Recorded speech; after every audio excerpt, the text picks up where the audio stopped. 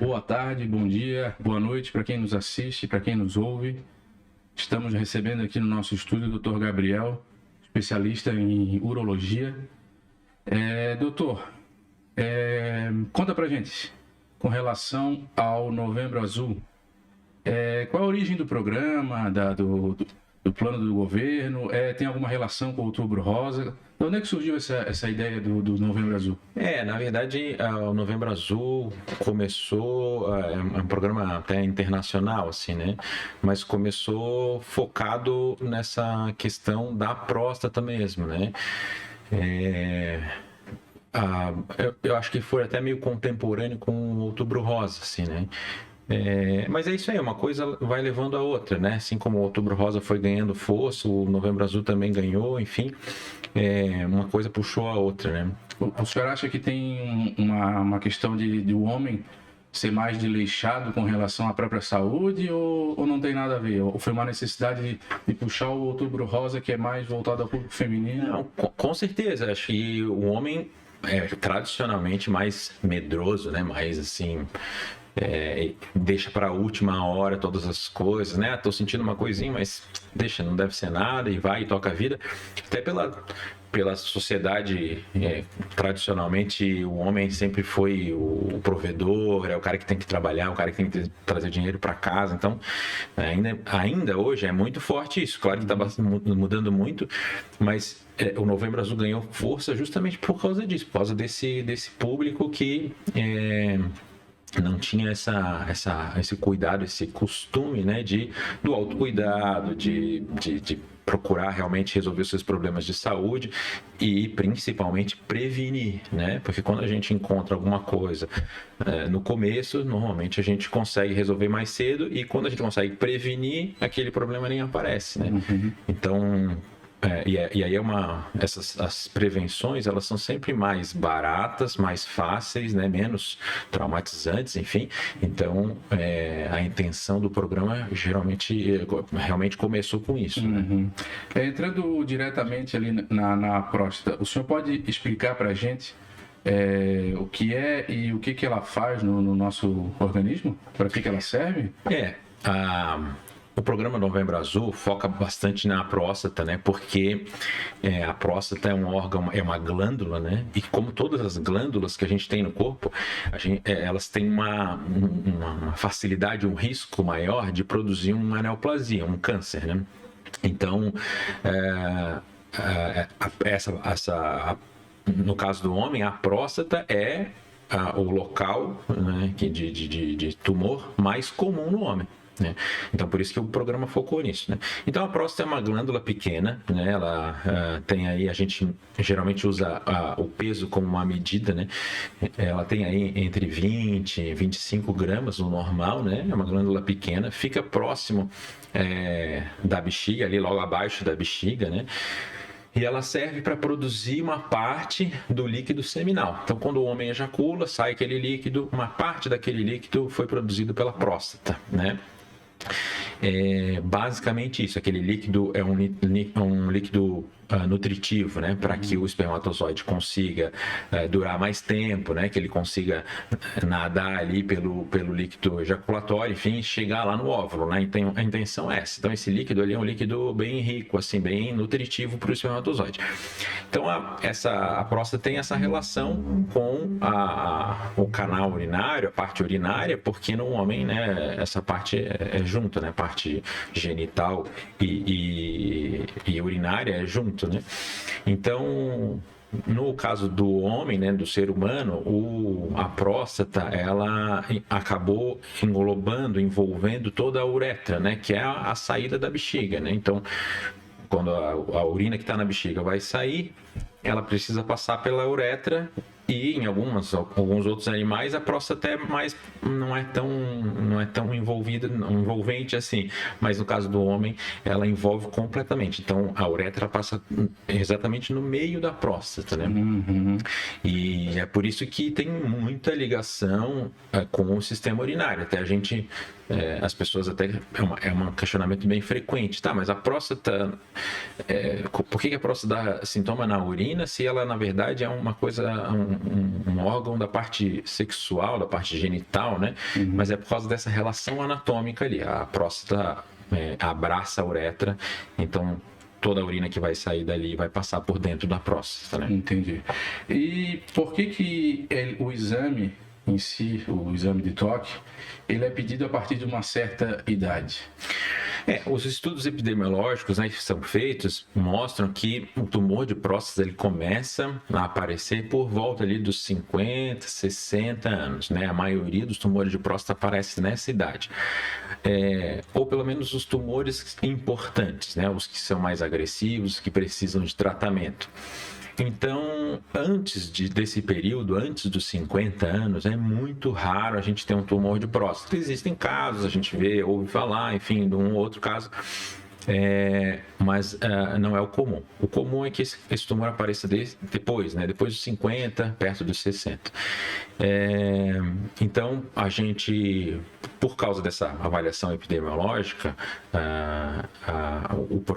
as sociedades de urologia, tanto a nacional, tanto a Sociedade Brasileira de Urologia, quanto as sociedades internacionais, determinaram que se a gente fizer um screening, um exame, né, de avaliação antes desse período, né, iniciar essa avaliação antes desse período, um pouquinho antes desse período onde o tumor aparece mais, a gente ia conseguir diminuir muito os casos de tumores não diagnosticados ou diagnosticados tardiamente, né?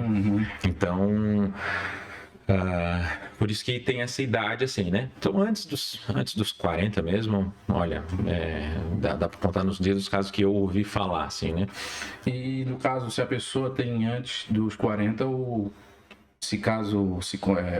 câncer se desenvolver, o corpo vai mandar algum sinal para ele procurar. Não, exatamente esse é o problema. E até é uma das coisas que motivou também uma campanha, né? Por quê? Porque o tumor de próstata, ele normalmente não dá sintomas, né? A maioria deles não dá sintomas. E quando ele dá sintoma, ele já está um tumor muito avançado, muito grande, né? É diferente de outros órgãos que é mais fácil a gente fazer talvez uma avaliação, né? Porque está mais visível, né? Enfim. Mas no caso da próstata, não, a gente não tem esses sintomas. Então o tumor ele vai crescendo ali e a gente não. A pelve ali é um lugar que tem bastante espaço, então a próstata pode crescer e a pessoa não sente nada. E se ela for esperar aparecer um sintoma para começar a fazer alguma coisa, aí realmente vai achar um tumor num estágio muito avançado, né? Então por isso que a gente planeja isso. E aí acho interessante essa questão que tu perguntou, né? Quando aparece antes, normalmente o tumor da próstata, o mais comum, ele é um adenocarcinoma, é um tumor que é mais comum em glândulas mais velhas, né? Que acontece com o intestino grosso, enfim, outros adenocarcinomas. Então, quando esse tumor aparece em pessoas mais jovens, normalmente ele é um tumor mais agressivo, né? Então é por isso que a gente não pode esperar ter um sintoma para começar a avaliação, porque se a gente começar e já encontrar, provavelmente aquele tumor ali já é agressivo, então a gente já tem que fazer um tratamento logo. Entendi. Né? Eu, por exemplo, tenho 35 anos, entrando no exame em si, né? Eu nunca fiz o exame. O senhor sabe, trabalha diretamente com isso, diariamente com isso, sabe que tem essa mística toda e esse preconceito. Por causa de como é feito o exame, né? Não sei se você ouviu o vídeo do Antônio Fagundes. Deixar a avenida aberta ali pro dedo do doutor entrar, né? E assim, o senhor podia explicar? Eu, por exemplo, não sei como é que é. É realmente isso assim mesmo? A pessoa chega ali e o senhor vai com o dedo assim, não? O que eu gosto de falar para os pacientes, tá? Que assim, o exame do toque, ele não é um exame obrigatório. Então, assim, não vai ser amarrado para fazer, né? E às vezes, só o fato do homem ir lá na consulta, mesmo que ele não queira fazer, não quero fazer, mas se pelo menos ele for na consulta, isso já é um ganho absurdo. Porque muitas vezes esse homem nunca teve nenhum contato com o sistema de saúde, né? Então, muitas vezes a gente ouve falar, nossa, nunca fui no hospital, nunca fui internado, nunca consultei com ninguém. É a primeira vez que eu estou consultando com um médico. Então, esse momento é um momento muito especial, assim, né? Que a gente tem uma oportunidade de ouro ali para abordar um monte de temas importantes para esse homem, né? Então, o primeiro passo que eu falo é esse aí. Ó, o exame não é obrigatório. Não, ninguém vai te amarrar e tu vai ser obrigado a fazer. E não, chegou lá, não quer fazer, beleza, não faz, né? O exame do toque também não é o principal exame para avaliar o câncer, né? Ele é um exame, faz parte, né, da avaliação, é uma parcela ali. Então, se a pessoa não quiser fazer, ela vai fazer as outras avaliações que a gente pode fazer e quanto mais exames a gente usar, maior a chance a gente tem de encontrar alguma coisa, né? Se existir. Mas se não quer fazer uma parte, tudo bem, vai estar sendo avaliado, né? Pode ser que uma porcentagem pequena ali a gente não consiga avaliar, mas o exame do toque não é o principal exame, mas ele é um exame importante. Agora, sobre o exame em si, é um exame muito rápido, né? Muito rápido. E ele é extremamente técnico, né? Então, o médico ali, ele só vai procurar exatamente essa questão. Olhar, sentir a próstata para ver como que ela é. É mole, não é? Tem nódulo, não tem? Qual é o tamanho da próstata? Acabou.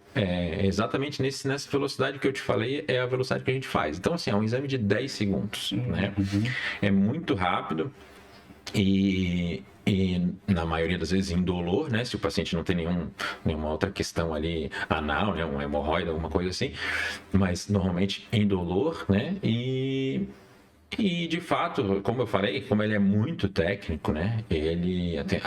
Tem muita gente que tem aquele medo, mas na minha masculinidade e tal. Sim. Mas como ele é tão técnico assim, ele nem chega, nem para quem acaba, quem é um homossexual, que tem relação anal, por exemplo, nem para essa pessoa esse exame é agradável. Não tem a mínima chance de ser, né? Então é um exame que incomoda mesmo, é um exame chato, mas ele dura 10 segundos e pronto, a gente conseguiu muitas informações importantes sobre a próstata. Dali não precisa então sugerir ou pedir outros exames, então.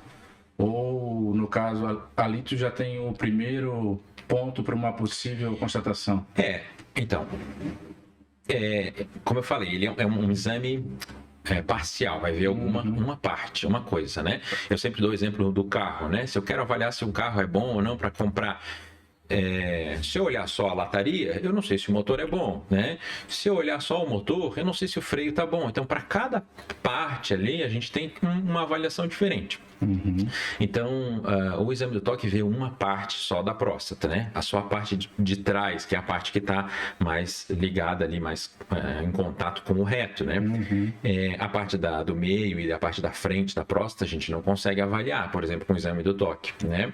E eu também só consigo avaliar nódulos que são um pouquinho maior, né? Um tamanho considerável. Nódulos muito pequenos, né, a gente não vai conseguir sentir ali com o dedo, né? Então, ela é uma avaliação parcial. Se só fizer o exame do toque, a gente pode perder também alguns casos ali de tumor que não chegam a vir para fora né, da próstata, né? Que não abalam a próstata ali para a gente sentir. O exame é importante porque o exame do toque é importante porque a maioria dos tumores aparece nessa parte de trás. A maioria. 90% dos tumores de próstata são na parte posterior da próstata. Então, por isso que o exame do toque é um exame bom. E a gente até os anos 90, a gente não tinha nenhum outro marcador, nenhuma outra maneira de diagnosticar câncer de próstata. A ressonância não era um bom exame, o ultrassom não consegue diferenciar bem, a tomografia não servia para isso. Então, até os anos 90 ali, a gente não tinha nenhuma outra maneira de avaliação.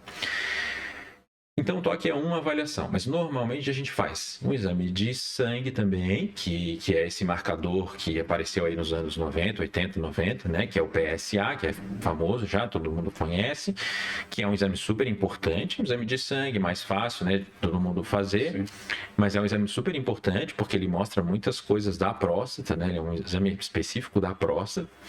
E a gente usa também o exame de ultrassom para fazer esse screening aí, para fazer essa avaliação inicial. Se alguma dessas coisas tiver alguma alteração, aí sim a gente pode aprofundar essa investigação, pedindo outros exames mais específicos, enfim. E a partir do momento que o senhor constata o paciente está com câncer, o início do tratamento ele é direcionado a um oncologista ou ele faz o próprio tratamento com o urologista? Daí depende do que a gente vai encontrar. Então, a partir do momento que a gente viu alguma alteração ali nesses exames iniciais, né, ou no toque, ou no PSA, ou no ultrassom, enfim, a gente vai aprofundar isso aí. Então, na maioria das vezes, né, a gente que chega nesse ponto, a gente acaba pedindo uma biópsia da próstata, que também é um exame super chato, assim, né, desconfortável e tal. E só a biópsia mesmo é que vai dizer se tem tumor e qual tipo é, né? Hoje ainda não tem nenhum exame de imagem, enfim, que dê certeza que tem ali um tumor ou não. Então a gente tem que fazer a biópsia, que é diferente de alguns outros órgãos que às vezes até, né, o ultrassom diagnostica, uma tomografia já diagnostica. Então a gente faz a biópsia e vê o tipo de tumor que tem ali. E qual é a extensão dele, né? Em quantas regiões da próstata esse tumor está.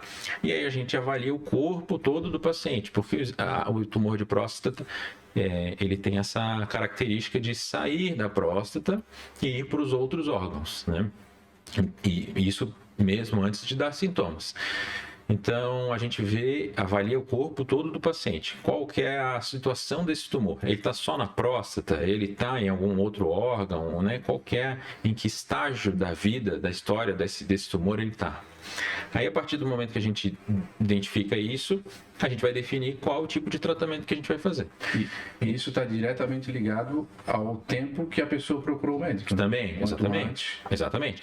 Se a gente procura no início, o tumor inicia na próstata, ele vai crescendo, quando chega num certo ponto, aí ele começa a sair da próstata, né? Pequenas células vão saindo pelos linfáticos, pela corrente sanguínea, enfim. Então vai se espalhando para o corpo, né? Então, se a gente começa essa avaliação bem antes, a gente pega o tumor no momento que ele ainda não saiu da próstata, né? E aí o tratamento para esse tumor é muito mais fácil. Ele é muito direcionado, daí ele é específico na próstata, né? Que se é um tumor que está só na próstata, a gente trata só a próstata e pronto. É um tratamento bem mais fácil. É quimioterapia? Quimioterapia a gente acaba usando depois, na verdade. Para o tumor de próstata, a gente inicial, né, que está dentro da próstata, a gente tem basicamente duas formas aí mais difundidas, né, de tratamento, que é a cirurgia e a radioterapia, tá? São essas duas principais formas de tratamento do tumor localizado.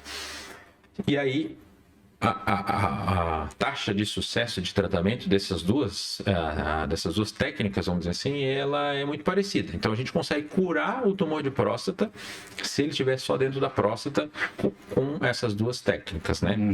Agora, se o tumor já estiver num estágio mais avançado, já saiu da próstata, né? Tá nos ossos, tá no pulmão, tá no fígado, enfim, tá em outros órgãos, daí o tratamento local já não tem muito efeito, né? Porque a gente tem que tratar o corpo inteiro. Aí esse paciente vai especificamente ser encaminhado lá para o oncologista. Aí o oncologista vai ver o que ele pode fazer. Então, normalmente a gente faz radioterapia nos principais locais, a gente faz uma hormonioterapia, então usa um bloqueador de hormônio ali, porque o tumor de próstata ele é muito sensível à testosterona, né? Então a gente bloqueia a testosterona para poder não estimular esse tumor mais, né? E aí a tendência é que o tumor diminua um pouco de tamanho. E aí, em alguns casos, a gente precisa fazer, aí sim, uma quimioterapia em cima dessas células que estão ali espalhadas pelo corpo, né? Que aí é um tratamento muito mais agressivo, né? Cheio de efeitos colaterais, enfim, que é o que a gente não quer. A medicina, ela já conseguiu verificar da onde que é a origem, se o câncer é hereditário, ou é alguma substância, ou é a alimentação da pessoa. Como é que ele tem um início assim, ou não? Na medicina, a gente vê hoje, né, que a grande maioria das doenças é multifatorial, né, que tem vários fatores envolvidos. É difícil a gente dizer um único fator assim que seja aquele ou fator que produziu aquele tumor, enfim, né? Então a gente vê alguns fatores de risco hoje, mas não tem nenhum que seja assim muito forte que a gente diga é isso aqui, né? Aconteceu por causa disso. Ainda não tem. Agora, os fatores de risco que a gente conhece são basicamente 3, tá? Quem tem história familiar de algum tumor, principalmente história familiar de tumor de próstata, né? Tumor de mama. Esse talvez seja o fator de risco mais importante. Então, se a pessoa começa ali a sua avaliação, né, da próstata aos 50 anos, quem tem esse fator de risco vai ter que começar um pouco antes, vai ter que começar com 45 e tal. O segundo fator de risco mais comum, assim, mais forte que a gente percebe, né, nas avaliações epidemiológicas é os pacientes negros afrodescendentes. A gente não sabe exatamente por quê, mas a gente vê tumores mais agressivos e tumores que começam mais cedo nas pessoas que são negras, né? Então, também a mesma coisa. Se é negro ou afrodescendente, tem que começar a fazer essa avaliação um pouco antes. E o outro fator que está muito forte hoje em dia, que a gente está vendo bastante, é a obesidade, né? Síndrome metabólica é um problema que atrapalha bastante a saúde global, enfim, mas essa questão das neoplasias é bem forte também. Então, para a próstata não é diferente. As pessoas que têm obesidade, aí, que estão acima do peso, lutando aí com a obesidade, a gente sabe que tem tumores mais grandes. A obesidade, então, liga à prática de exercício físico e alimentação, né? Exatamente. Como eu falei, né? Como as coisas são, em geral, multifatoriais, então, ter uma vida saudável serve como prevenção para um monte de doenças, inclusive para câncer de próstata. Então, se tu mantiver uma alimentação adequada, se mantiver exercícios físicos regulares, né? Tá bem no peso, né? Tem bons hábitos, tu já está meio caminho aí de prevenir também o tumor de próstata, né? Além de outras doenças. É um mito ou é verdade que o câncer de próstata causa impotência no homem? Então, o câncer em si não causa impotência, né? Mas como o câncer aparece em homens mais velhos e a impotência também aparece em homens mais velhos, então a gente vê com maior frequência essas duas situações ali se correlacionando, né? Mas uma não é a causa da outra. Agora, a cirurgia e a radioterapia, por exemplo, para o tratamento do câncer de próstata, eles têm esse efeito colateral. Então, provavelmente, a pessoa vai piorar a sua vida sexual. A função erétil vai piorar tanto com a cirurgia como com a radioterapia, né? Porque os nervos que vão ali para o pênis, que são os nervos responsáveis pela ereção, eles passam colados do lado da próstata, assim, literalmente colados. Então, na cirurgia, a gente acaba mexendo neles. Claro que as técnicas hoje estão mais modernas, né? A cirurgia melhorou bastante, a cirurgia robótica ajudou bastante nesse ponto, as medicações melhoraram bastante, então hoje a gente está conseguindo diminuir a porcentagem, a taxa de pacientes que ficam com alguma disfunção erétil depois, ou que pioram a sua função erétil depois do tratamento. Mas é bem comum que isso aconteça, assim, né? Então, um certo ponto é verdade. Então. Certo ponto sim. Não é uma causa-efeito, mas a gente vê esses problemas assim. Só que também tem assim, essa questão que eu comentei, né? As coisas são multifatoriais. Então, os fatores de risco para a disfunção erétil são muito parecidos, né? Se tu tiver uma vida desregrada, alimentação irregular, né? Não faz exercício físico, está acima do peso, né? Tá tendo um envelhecimento não saudável, todas as partes do corpo vão sofrer, e o pênis não é diferente, vai sofrer também. Então vai também ter os fatores de risco para o câncer de próstata também são fatores de risco para a disfunção erétil. E também nessa mesma linha de mito e verdade, profissões que eu vi que tem contato direto com produtos químicos, com raio-x, é verdade que também são mais propensos a desenvolver? Para o câncer de próstata, essa relação ainda não está bem estabelecida, assim, né? Tem várias neoplasias que têm esse fator de risco, né? De radiação, de produtos químicos, né? Para a próstata isso não é tão forte, a gente não vê isso com uma certa frequência, mas para vários outros tumores a gente vê isso aí, né? Dissolventes, né? Quem trabalha com combustíveis, enfim, né? Isso a gente vê, ou poluição ambiental, assim, de ar, né? Cigarro, amianto, essas coisas que podem causar problemas respiratórios, também podem causar problemas no trato urinário, né? Mas pensando no trato urinário, né? Então, a ideia que o senhor esclareceu para a gente aqui, já na primeira frase que o senhor falou, o Novembro Azul é a prevenção, né? Procurar o médico o quanto antes, não o quanto antes, né? Se prevenir, né? Fazer os exames de rotina, principalmente o pessoal que tem a idade, como o senhor falou, sim, ou aqueles que têm fator de risco, né? Se o senhor puder deixar uma mensagem para quem nos ouve e nos assiste. Eu vou resumir assim o que é, né? Do que se trata ali o Novembro Azul, então, né? O câncer de próstata, a gente não consegue prevenir totalmente, né? Eu vou evitar aqui de ter câncer de próstata, então vou fazer tal ação. Isso a gente não consegue evitar. Então, a prevenção para o câncer de próstata é uma prevenção genérica, né? A gente ter bons hábitos, né? Se alimentar bem, dormir bem, fazer o exercício físico ali, botar isso na sua rotina, né? Ter um envelhecimento saudável, né? Isso ajuda a prevenir várias doenças, inclusive o câncer de próstata. Então, como a gente não consegue eliminar esse risco, a gente precisa fazer a avaliação periódica ali no médico, no urologista, porque o tumor de próstata é um tumor que não dá sintomas. Então, a gente não pode esperar esse sintoma aparecer para ir atrás, porque pode ser que já seja muito tarde, né? Então, como que a gente faz essa prevenção? A Sociedade Brasileira de Urologia e as sociedades internacionais aí tem um consenso sobre isso, que com 50 anos, todos os homens devem passar por uma avaliação com o urologista. Avaliação significa o quê? Uma avaliação clínica, né? Uma consulta, exames de sangue, exames laboratoriais, enfim, ultrassom e o exame do toque. Isso faz parte da avaliação, né? Como eu falei antes. Não quer fazer uma das partes, tudo bem, não, né? Não quer deixar o trem passar na avenida, não tem os outros fatores. Exato, faz as outras avaliações que pode, né?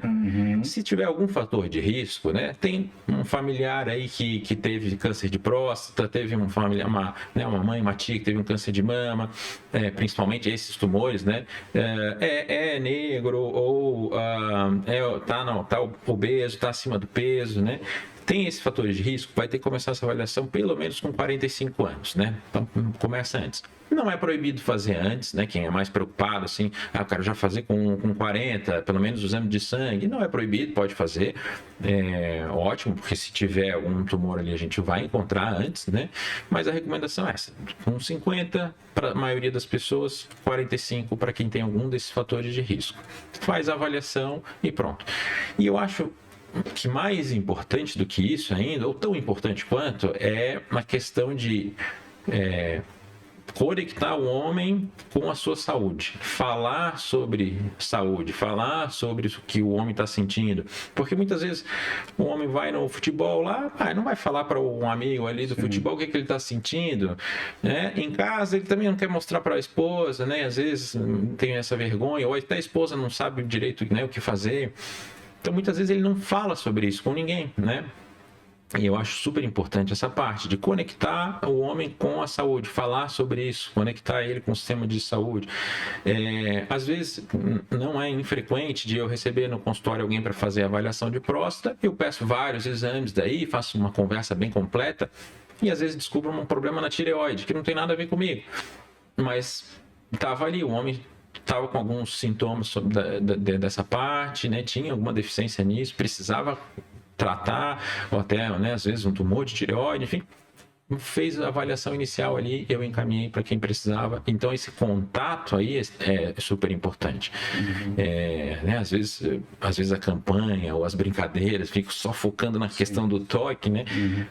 Que é importante, não deixa de ser, mas, como eu falei, não é obrigatório. Então, pelo menos ir lá no consultório conversar é a parte mais importante, assim, que eu vejo. Porque a gente conversa, vê, fala o que está sentindo, né? Tira preocupações, né? Muitas vezes descobre outras coisas, não sabe qual é o médico, qual é o melhor médico para ir, se eu estiver sentindo uma dor aqui, não sei o quê. Ali a gente serve como médico do homem, né?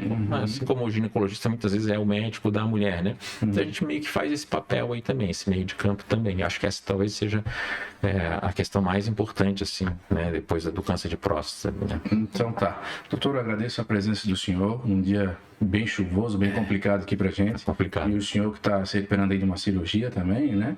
E não hesitou e veio até aqui e esclareceu vários pontos aqui pra gente. Imagina. Obrigado. Eu agradeço o convite, obrigado. É sempre um prazer falar sobre o Novembro Azul, sobre a próstata, porque é uma coisa que a gente vê que faz diferença, né? A educação da população.